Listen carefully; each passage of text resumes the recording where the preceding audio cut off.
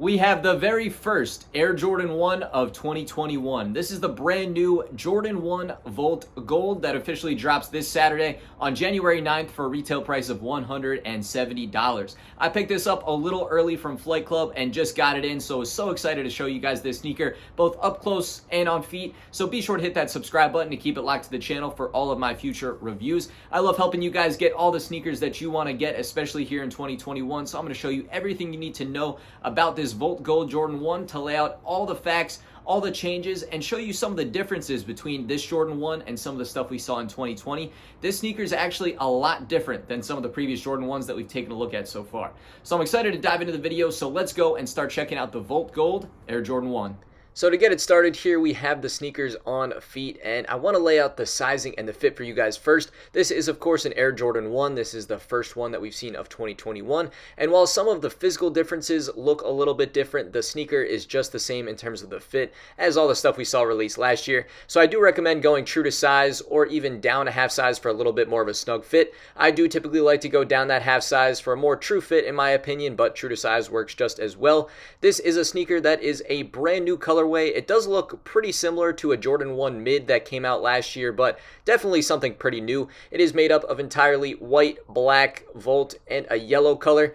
And in terms of the comfort for the sneaker, it is pretty good right out of the box and definitely gets better over time with wear. The shoe officially drops on Saturday for a retail price of $170, and resale prices are not too high at the moment, but they will likely fluctuate a bit after the release. And starting from the bottom of the shoes, we can check out the all-black outsole here. You can see the silhouette of the Jordan 1. Moving to the midsole, it is what I would call maybe the sail color for a midsole. You can see and compare it to the mid panel, it isn't quite white, so it's a little off-white color. It's not listed on the box as sail, but I would think it's considered that. Then you move to the upper, you see the black around the toe box. You got the white on the top of the toe box, the white on the mid panel, yellow around the heel, and then the Volt up on the wings near that wings logo that's listed in black. And then for the laces, you get those sail colored laces. You get a kind of a sail colored tongue as well. And then you see the first big change on the shoe, which is the tongue tag. This sort of feels like an off-white type of vibe on the sneaker where they flipped around the tongue. Not exactly sure why they did that, or rather the tongue tag, but you can see it is inverted here, so definitely something cool, but might be something you might enjoy or maybe not so much. Down by the bottom lace holes, we again see something that was reminiscent of the off-white Jordan 1 as well, where it's an additional set, so you can keep the laces through the regular set, or you could double lace them through the bottom three holes that do exist there. As far as the box, it is just your classic Air Jordan 1 retro box, the same that we saw for all the ones last year. You can check out the size tag for the numbers and information. We can also check out the size tag inside the sneaker for the numbers and information there. You can also see the insole as well as the inner lining on the sneaker too, with that Volt Nike Air hit on the bottom. The sneakers do come with an additional set of black laces, as you can see there. And the last interesting different change on this shoe is actually the material up on the top of the upper ankle. So you can see it's sort of like an exposed foam type of thing, again feeling reminiscent of the off-white Jordan 1s. So as I took a look at these and really got a feel for how they were much different than the pictures I saw online. I really wasn't sure I was going to like this shoe. I thought this was going to be an easy pass and something that people were easily going to forget about. But to be honest, I think this is a really good Jordan 1 that I think people across the entire year of 2021 are going to come back to. I really like it, and I'm really interested to see if they do the same thing in terms of the materials with this pair as they do for the pairs coming in the future in 2021.